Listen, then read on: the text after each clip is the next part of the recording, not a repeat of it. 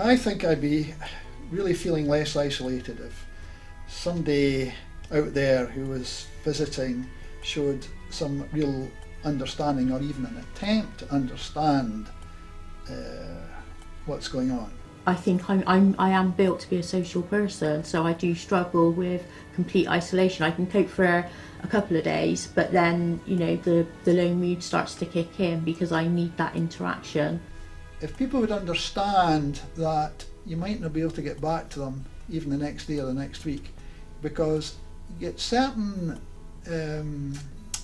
opportunities, what might call a window of opportunity every few days. You think, well, I'm feeling a bit better to do that. But then again, the conundrum is, well, if you're feeling better to do that, maybe you need to be getting on and doing this other thing. It's great that I get moments where I can act like a normal person, but there's always going to be a consequence, or I look like I'm acting like I'm a normal person, let's put it that way.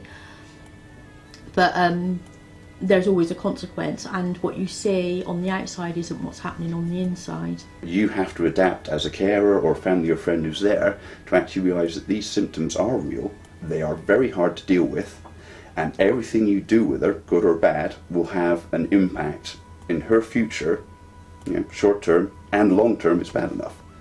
So basically, be patient, be understanding, and maybe do a little bit of research if you're not too familiar with it. Other people's lives go on when mine stops, and sometimes it's really upsetting, but then other times it's the best thing that can happen, because I can't cope with having people in my you know, when I'm really down. But I do think that if people could begin to try and get a handle on that, and if they could sort of say, well, I know that you can't contact me by phone regularly, you're not too happy to speak too quickly, or I'll wait, I'm quite happy to wait in an email, you know, that'd be good to hear. But you generally don't get these reassuring things.